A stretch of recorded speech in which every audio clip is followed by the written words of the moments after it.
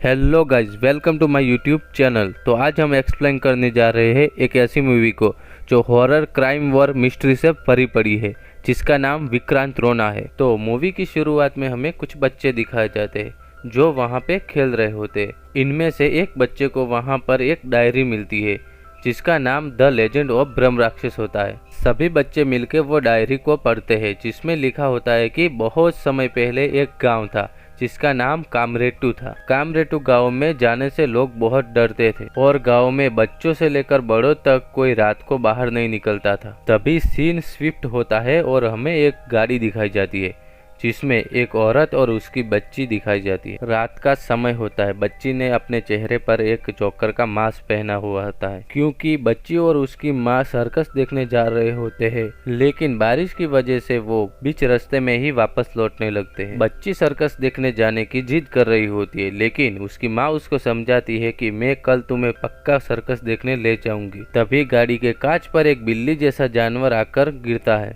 जिससे औरत गाड़ी की ब्रेक लगा लेती है और गाड़ी वहीं पे रुक जाती है। पर जब वो गाड़ी को दोबारा स्टार्ट करती है तो गाड़ी स्टार्ट नहीं हो रही होती है। तो औरत अपनी बच्ची को गाड़ी में रहने को कह के वो बाहर चेक करने के लिए जाती है। तभी उसे वहाँ पर अजीब सी हलचल और आवाजें सुनाई देती है। जब वो ऊपर की ओर देखती है तो उसे वहाँ पर किसी बच्चे की लाश दिखाई देती है। जल्दी से वो भाग के गाड़ी के अंदर आ जाती है और गाड़ी को स्टार्ट करने जाती है, लेकिन हड़बड़ाहट में गाड़ी की चाबी बाहर ही रह जाती है। अभी उसे यहाँ से निकलने के लिए कैसे भी करके गाड़ी की चाबी को उसके लाना पड़ेगा। वो औरत अपनी बच्ची को कहती है कि बेटा घबराना नहीं, मैं बाहर जाकर चाबी लेकर आ जाती हूँ, तब तक तुम अंदर ही रहना। ये कह के वो औरत बाहर चाबी लेने चली जाती है। चाबी लेके जैसे ही वो गाड़ी के अंदर आती है तो वो देखती है कि उसकी बच्ची गाड़ी के अंदर नहीं है और दूर कोई उसकी बच्ची को उठा के ले जा रहा होता है। इसी के साथ ये सीन यहाँ पे समाप्त हो जाता है। दूसरे सीन में हमें कुछ लोग गाड़ी से आते हुए दिखाए जाते हैं, जिसमें विश्वनाथ, उसकी पत्नी, उसकी बेटी अपर्णा और उसका बेटा मुन्ना सभी गाँव में आए होते हैं। विश्वनाथ के बड़े भाई जनार्दन का ड्राइवर फकरुद्दीन उन्हें लेके आता है। विश्वनाथ और उसका परिवार वहां पर सभी से मिलते हैं। तभी विश्वनाथ बताता है कि वो अपनी बेटी की शादी करने गांव आया है और शादी वो कमरोटू घर यानी उसके पिताजी के घर में करना चाहता है, लेकिन जनार्दन उसको साफ मना कर देते हैं। तभी जनार्दन का छोटा भाई एकनाथ समझाता है कि विश्वनाथ को अगर वहां पर ही रहना है तो हम वहां पर पूजा करवा लेते हैं और तब तक आप यहाँ रुक जाइए। इस बात पर विश्वनाथ मान जाता है।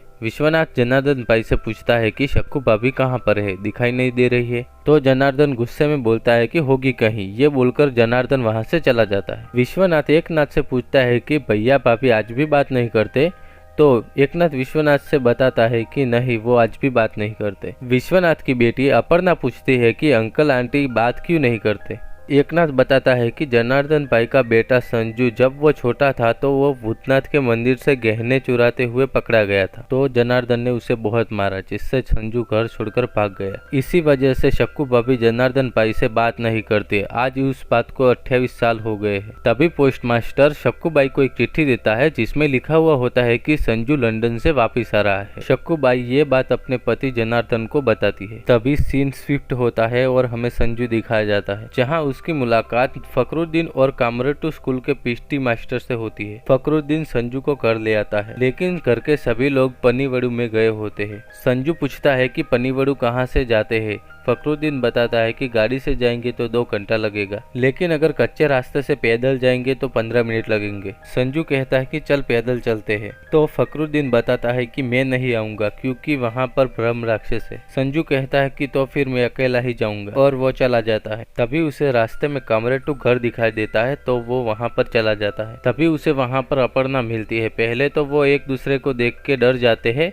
फिर उनमें दोस्ती हो जाती है। तभी अपर्णा की नज़र एक मशाल पर पड़ती है जो कि अभी जल रही होती है। लोगों का ऐसा मानना होता है कि यहाँ पर कोई नहीं आता है, तो अपर्णा और संजू सोचते हैं कि ये मशाल किसने जलाई होगी। तभी थोड़ी दूर कुएं के अंदर उन्हें एक पुलिस अफसर की लाश मिलती है। सुबह जनार्दन और गांव के कुछ लोग मिलते हैं और जनार्दन ये फैसला लेता है कि संजू के लिए इस घर में कोई जगह नहीं है, क्योंकि फकरुद्दीन के मना करने के बावजूद भी संजू कामरेटू घर की तरफ गया। इसीलिए इस फैसले से शक्कू बाई बहुत ही दुखी होती है, लेकिन संजू अपनी माँ से बाहर से ही चोरी छुपे उससे मिल लेता है। तभी दूसरी तरफ हमें एक बोट दिखाई जाती है जिसमें मूवी का हीरो यानी विक्रांत रोना आ रहा होता है। बोट पर हमें कुछ एक्शन सीन भी दिखाए जाते हैं। फिर रोना सर और उनकी बेटी जंगल के रास्ते से गाड़ी में जा रहे होते हैं। तभी उनकी गाड़ी का टायर पंचर हो जाता है। वो दोनों पैदल ही गांव की तरफ चलने लगते हैं। रास्ते में उन्हें थोड़ी दूर आग जलती हुई और कुछ लोग हाथ में मशाल लिए जाते हुए दिखाई देते हैं। फिर सुबह का सीन दिखाया जाता है जिसमें कांस्टेबल रोना सर के लिए नाश्ता लाता है और पुराने इंस्पेक्टर की बाइक करके पीछे की तरफ पड़ी है ये बताता है। दूसरी तरफ संजू और अपर्णा दिखाए जाते हैं। दोनों के बीच थोड़ा सा रोमांस हो रहा होता है। वैसे अपर्णा की शादी तय हो चुकी है, लेकिन अपर्णा भी संजू को मन ही मन चाहने लगी है। विश्वनाथ और उसका पूरा परिवार पूजा वगैरह करके कामराटू घर में रहने चले जाते हैं।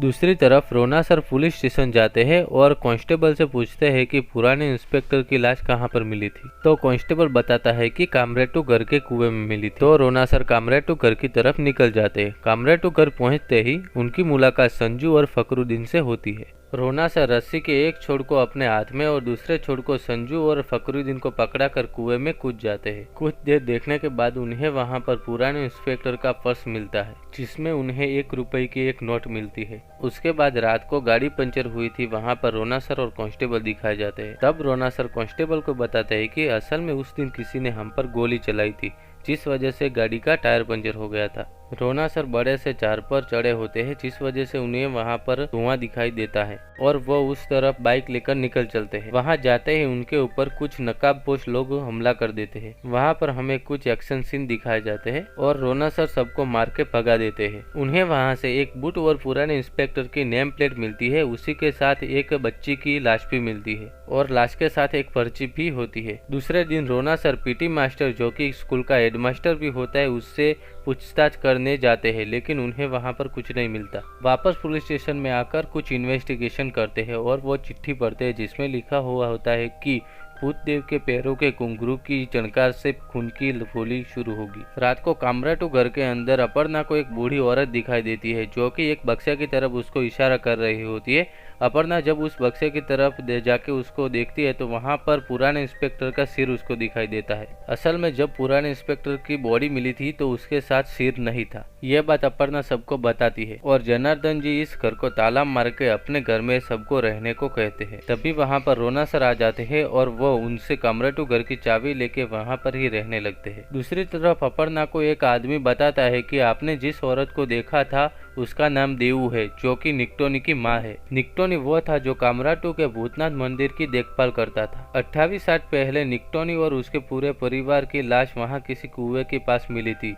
तब से निक्टोनी की माँ पागल हो चुकी है। अगले दिन रोना सर पुलिस स्टेशन में दिखाए जाते हैं। रोना सर कांस्टेबल से पूछते हैं कि बच्ची की लाश मिली थी वो जगह किसकी है। तो कांस्टेबल बताता है कि वो जमीन मूसा काणे की है और वो 2 नंबर का धंधा भी करता है। रोना सर पूछते हैं कि मूसा काणे कहाँ मिलेगा। तो कांस्टेबल बताता है कि चेक पोस्ट के पास एक बार है, वहीं अड्डा है उसका। उस बार को एक औरत चलाती है। रोना सर बार में जाते हैं और पूछताछ करते हैं कि मूसा काणे कहाँ मिलेगा। तो औरत उन्हें बताते है कि 15 मिनट में कामरेटू चेक पोस्ट पर मिलेगा। आखिरकार मूसा काणे मिल जाता है। रोना सर मूसा काणे से पूछताछ करते हैं, लेकिन मूसा काणे कुछ बताता नहीं है। गुस्से में रोना सर मूसा काणे को थप्पड़ मार देते हैं और मूसा रोना सर से कहता है कि बच के रहना, कहीं तुम भी सभी की तरह गायब न हो जाओ। दूसरी तरफ हमें संजू, अपर्णा और बाकी सब दिखाए जाते हैं। वहाँ पर अपर्णा और संजू के बीच थोड़ी बहुत लव स्टोरी चल रही होती है। थोड़ी देर बाद अपर्णा और उसका भाई दोनों अपने घर जा रहे होते हैं। तभी जंगल में उन्हें मिस्टीरियस कैरेक्टर दिखाई देता है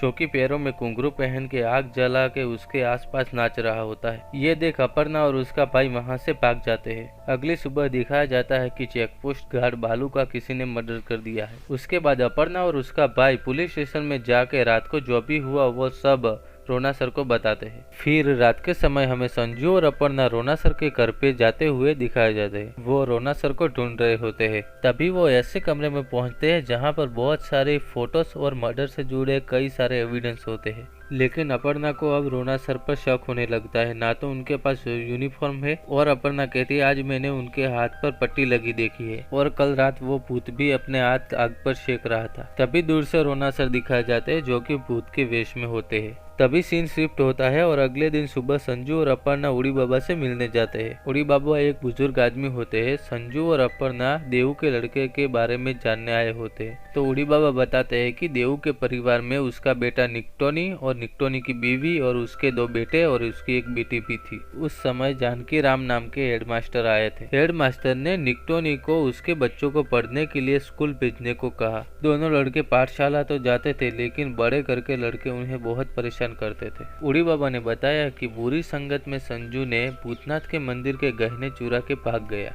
पर गांव के जमींदारों ने अनजाने में चोरी का इल्जाम निक्टोनी पर लगा दिया और निक्टोनी को मारने लगे। बूढ़ी दादी ने तीनों बच्चों को वहां से भगा दिया और गांव वालों ने उनका घर जला दिया। दोनों बच्चे माधव और राघव अपनी बहन को गोद में लेकर भाग रहे होते हैं। तभी रास्ते में उन्हें स्कूल के बच्चे मिलते हैं जो कि राघव और माधव को बहुत मारते हैं और इसी बीच उनकी बहन कुएं के अंदर गिर जाती है। ये देख सारे बच्चे वहाँ से भाग जाते हैं। इसी वजह से निक्टोनी का पूरा परिवार आत्महत्या कर लेता है और एक चिट्ठी लिखता है जिसमें लिखा होता है कि हमारी मौत के जो भी जिम्मेदार है उनका वंश खत्म हो जाएगा। सीन स्विफ्ट होता है और हमें रोना सर दिखाए जाते हैं जो कि मूसा काणे के अड्डे पर पहुंचकर उसके आदमी और मूसा काणे को मार देते हैं। अगले दिन रोना सर पीटी मास्टर से मिलने स्कूल जाते हैं और उससे पूछताछ करते हैं कि मूसा काणे अपना माल स्कूल के पीछे वाले गोडाउन में रखता था, तो आपका और मूसा काणे का कोई कनेक्शन तो नहीं है? तो पीटी मास्टर बताता है कि ये पूरी जमीन जनार्दन जी की है। तभी कांस्टेबल बोलता है कि सर हम गाँव वालों पर शक कर रहे हैं, लेकिन इसमें किसी बाहर वाले का हाथ हुआ तो?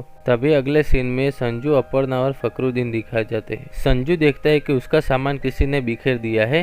तभी रोना सर संजू को मारने लगते हैं। यह देख फकरुद्दीन जनार्दन जी को बुलाने दौड़ता है। अपर्णा बोलती है कि आपको उस दिन जंगल में नाचते हुए हमने देखा था, तो आप संजू को क्यों मार रहे हो? रोना सर बताते हैं कि ये संजू नहीं है क्योंकि इसकी बैग में से संजू की अस्थियां मिली है। तभी जो संजू बनकर आया था वो बताता है कि संजू और मैं क्लासमेट थे। एक दिन संजू को खत मिलता है जिसमें लिखा हुआ होता है कि तुम्हारी माँ को कैंसर है। यह पढ़ संजू अगले दिन ही आने वाला था, लेकिन उसका एक्सीडेंट हो जाता है। तो एक बेटा अपनी माँ को तो नहीं देख पाया, लेकिन एक माँ अपने बेटे को देख लेगी, ये सोचकर मैं यहाँ पे आया था। ये सारी बातें जनार्दन जी सुन जाते हैं। पहले तो वो बहुत गुस्सा होते हैं और उसे थप्पड़ मार देते हैं, लेकिन बाद में जनार्दन जी उसे अपना बेटा मान के अपने घर ले आते हैं, जिससे जनार्दन जी की पत्नी बहुत खुश हो जाती है। अगले सीन में संजू अपर्णा के घर जाता है, जहाँ पर वो देखता है कि अपर्णा का होने वाला पति वहीं पर है। ये देख संजू बहुत दुखी होता है, लेकिन अपर्णा कहती है कि मैं तुमसे प्यार करती हूँ और मैं अपने माँ बाबा को मनाऊंगी। थोड़ी देर बाद वहाँ पर रोना सर आ जाते हैं। रोना सर जनार्दन जी को बताते हैं कि पुराने इंस्पेक्टर की पर्स से मुझे 1 रुपए की नोट मिली थी जिस पर नाथ लिखा था। बहुत देर सोचने के बाद मुझको मालूम पड़ा कि इसमें तो एक नाथ लिखा हुआ है, यानी मूसा काणे और एकनाथ मिलकर धंधा करते थे। तभी जनार्दन जी बताते हैं कि ये सब निक्टोनी के परिवार का श्राप है, क्योंकि भूतनाथ मंदिर में गहनों की चोरी निक्टोनी ने की है। ये बात विश्वनाथ ने मुझे बताई और मैंने बिना पता लगाए सारे गांव वालों को ये बात कह दी कि निक्टोनी चोर है, लेकिन असल में चोरी संजू ने की थी। बेइज्जती के चलते निक्टोनी और उसके परिवार ने आत्महत्या कर ली। आगे जनार्दन जी कहते हैं कि उसी निक्टोनी का भूत अब हमसे बदला ले रहा है। बाद में हमें रोना सर पुलिस स्टेशन में दिखाए जाते हैं, जहाँ उनसे मिलने अपर्णा आती है। अपर्णा पूछती है कि घर के अंदर फोटोज के साथ मैंने लेटर्स देखे थे, वो क्या थे? तो रोना सर बताते हैं कि वो हर बॉडी के साथ मिले हैं, खूनी के लिखे हुए। अपर्णा बताती है कि 28 साल पहले निक्टोनी के परिवार ने जब सुसाइड किया था, तब उनके सुसाइड नोट में जो लिखा हुआ था वही लेटर में लिखा हुआ है। रोना सर बोलते हैं कि 28 साल पहले जिन्होंने आत्महत्या की उनका इन बच्चों से क्या संबंध? तभी अपर्णा बताती है कि निक्टोनी की सुसाइड नोट में जो भी उसकी फैमिली के मौत के जिम्मेदार है उसका वंश खत्म हो जाएगा, ऐसा लिखा था। तभी रोना सर छानबीन करते हैं तो उनको ये पता लगता है कि निक्टोनी के परिवार में कुल 5 लोग मरे थे, लेकिन सिर्फ 4 लोगों की ही बॉडी मिली थी, जिसमें उसके बड़े बेटे माधव की लाश नहीं मिली थी। रात को हमें अपर्णा और मुन्ना दिखाए जाते हैं, जहाँ पर मुन्ना बताता है कि माधव उन बच्चों को मार रहा है जिनके पेरेंट्स ने उसकी फैमिली के मौत के जिम्मेदार है। क्या पता अगले हम तो नहीं। तभी कोई उनके घर का दरवाजा खटखटाता है। वो घबराते हुए दरवाजे के पास जाते हैं। तभी वो देखते हैं कि घर के अंदर चूल्हे पर निक्टोनी की माँ देवू बैठी है। देवू को देख अपर्णा और मुन्ना बहुत डर जाते हैं और वहाँ से भाग जाते हैं, लेकिन कोई अनजान शख्स उनको पकड़ लेता है। तभी सीन स्विफ्ट होता है और हमें पीटी मास्टर दिखाया जाता है, जिसके घर का दरवाजा कोई खटखटा रहा होता है। पीटी मास्टर दरवाजा खोलता है तो देखता है कि वहाँ पर रोना सर आए होते हैं। रोना सर पूछते हैं कि 28 साल पहले जानकी राम नाम के हेड मास्टर थे, वो क्या आज भी है? तो पीटी मास्टर बताता है कि सुना था पुणे में थे, आज है या नहीं है ये मालूम नहीं। आप देखिए मैं आपके लिए चाय बनाकर लाता हूँ और उसी के साथ उनका नंबर भी कहीं लिखा था, उसे भी ले आता हूँ। ये कहकर पीटी मास्टर कमरे के अंदर जाता है। बहुत देर हो जाती है पर पीटी मास्टर अभी भी चाय लेके नहीं आया होता है। तो रोना सर कमरे के अंदर देखने जाते हैं तो वो देखते हैं कि वहाँ पर पीटी मास्टर नहीं होता है, वो भाग जाता है। तब रोना सर को पता चलता है कि पीटी मास्टर ही माधव है। रोना सर सीढ़ियों से नीचे जाने लगते हैं लेकिन फखरुद्दीन बताता है कि नीचे दलदल है, प्यार रखते ही अंदर चले जाएंगे। रोना सर पूछते हैं कि और कोई रास्ता है तो फखरुद्दीन बताता है कि नदी का एक रास्ता है जो कि सीधा भूतनाथ मंदिर तक जाता है। तो रोना सर, उनकी बच्ची और फखरुद्दीन तीनों नदी के रास्ते से जाने लगते हैं। फखरुद्दीन वहां बोट पर रहता है और रोना सर और उनकी बच्ची दोनों मंदिर की तरफ आगे बढ़ने लगते हैं। भूतनाथ के मंदिर को 28 साल पहले ही बंद कर दिया गया था। अब वो दोनों मंदिर के अंदर पहुंच जाते हैं। बच्ची बार बार यहाँ से चलने को कह रही होती है। तभी हमें फ्लैशबैक के कुछ सीन दिखाए जाते हैं जिसमें रोना सर की पत्नी दिखाई जाती है। रोना सर की पत्नी वही औरत है जो कि स्टार्टिंग में हमें दिखाई गई थी। अभी वो कोमा में होती है। तभी रोना सर को एक कमरा दिखाई देता है जिसके बाहर जोकर का मास्क लगा होता है जो कि हमें मूवी के स्टार्टिंग में दिखाया गया था। बैकग्राउंड में रोना सर की बच्ची उनसे बार बार एक ही बात कह रही होती है, वापस चलो, मेरी बात मान जाओ। रोना सर कमरे में जाते हैं तो उन्हें वहां पर एक बॉडी मिलती है जो कि स्टार्टिंग में दिखाई गई बच्ची की होती है। तभी हमको पता चलता है कि जो स्टार्टिंग में औरत और बच्ची दिखाई गई थी वो रोना सर की पत्नी और उनकी बच्ची थी और अभी जिस बच्ची की बॉडी मिली है वो उनकी ही बच्ची है। और हम जो बच्ची अब तक देखते आए हैं वो उनके दिमाग की एक सोच थी। रोना सर अपनी बच्ची को ढूंढने के लिए कमरेटू आए थे। रोना सर बहुत दुखी होते हैं और वहां रोने लगते हैं। तभी कोई रोना सर से कहता है कि इंस्पेक्टर, आपकी बेटी का खून किसने किया, पता लगा लिया ना? पता लगा करके भी क्या फायदा, बेटी को तो बचा नहीं पाए। जिंदगी में कभी गलती नहीं करनी चाहिए, गलती करोगे तो सजा भी मिलेगी। लेकिन मेरी छोटी बहन ने क्या गलती की थी, मेरे माँ बाप ने क्या गलती की थी? वो जनार्दन गंभीर का बेटा संजू, चोरी उसने की और इल्जाम मेरे परिवार पर लगा दिया। मेरे परिवार को मार दिया गया, वो गलत था। मेरी क्लास के बच्चे हमें परेशान करते थे, हमें मारते थे, वो सब देखकर भी तुम सब लोग खड़े रहते थे ना, वो गलत था। जब मेरे दांत उखाड़े गए तब तुम भी वहीं थे ना, मेरे पैरों पर गिर के गिड़गिड़ाओगे ना, तब भी मैं तुम्हें नहीं मारूंगा। अपने बच्चों की मौत को याद करके रोज तुम लोग मरोगे। तभी पीछे से कोई आता है और रोना सर के सर पर मारता है जिससे रोना सर बेहोश हो जाते हैं। असल में माधव, राघव और रोना सर एक ही क्लास में पढ़ते थे। थोड़ी देर बाद हमें रोना सर दिखाए जाते हैं जो कि अब होश में आ रहे होते हैं।